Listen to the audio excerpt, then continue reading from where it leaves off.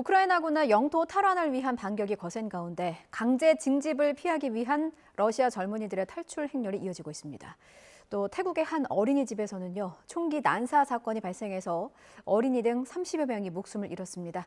국제부 뉴스룸 연결합니다. 이승훈 기자. 네, 이승훈입니다. 예, 올해 노벨 문학상 소식부터 알아볼게요. 영예는 프랑스 현대 문학을 대표하는 소설가 아니 에르노에게 돌아갔다고요. 노벨 문학상을 선정하는 곳 바로 스웨덴 할리먼이죠. 예. 할리먼은 에르노를 2022년 노벨 문학상 수상자로 선정하면서요. 개인적인 기억에 집단적 억제를 파헤친 그의 용기를 선정의 배경으로 설명했습니다. 에르노는요. 대단한 영광이자 책임이 따른 일이라면서 기쁨을 감추지 않았습니다. 에르노는 페미니스트 소설가로 분류되는 그런 인물이죠. 또 그녀의 많은 작품이 현재 프랑스 교과서에 수록이 되어 있습니다. DPA 통신은요. 올해 노벨 문학상 후보는 모두 233명이었다고 전했습니다. 그렇군요. 자, 러시아로 가보겠습니다. 러시아의 동원령 이후에 젊은이들의 시위와 탈출 행렬이 이어지고 있는데요. 러시아의 젊은이가 미국으로 탈출해서 망명을 신청했다고요? 땅이 넓은 러시아 아닙니까? 그런데 예. 그 동쪽 끝에 국경을 접한 나라 바로 미국입니다. 국경은 시베리아 앞바다 베링해를 가로지르고 있는데요. 가장 가까운 곳의 거리는 불과 채 4km가 안 되기 때문에 이곳을 통해서 탈출한 걸로 보여요. AP통신의 보도를 보면은 탈출한 러시아인은 모두 2사람이고요. 알래스카 섬에 들어와서 망명을 신청했다고 합니다. 미국의 공식 발표는 아직 없어요. 하지만 러시아가 지난달 예비군들에게 내린 동원령을 피해서 도망친 걸로 보이는데요.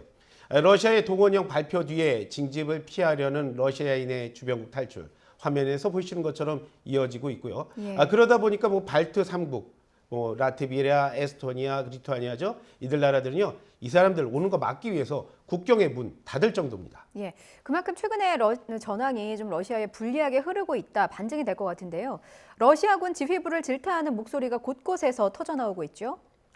러시아군의 최고 사령관이라고 할 수 있는 사람이 바로 러시아 국방장관입니다. 예. 전쟁이 이 정도면 국방장관 스스로 목숨을 끊어야 하는 게 아니냐, 그런 말까지 나왔습니다.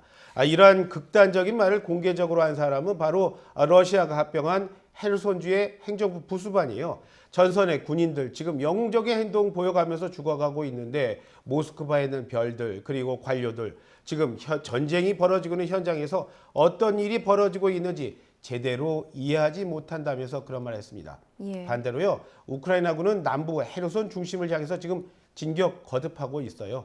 우크라이나군이 이달 들어서 탈환한 헤르손주의 점령지 약 400제곱킬로미터가 넘는다는 그런 주장을 오늘 했습니다. 예, 자, 끝으로요. 태국으로 가보겠습니다. 참 끔찍하고도 충격적인 어린이집 총기 난사 사건이 발생했죠.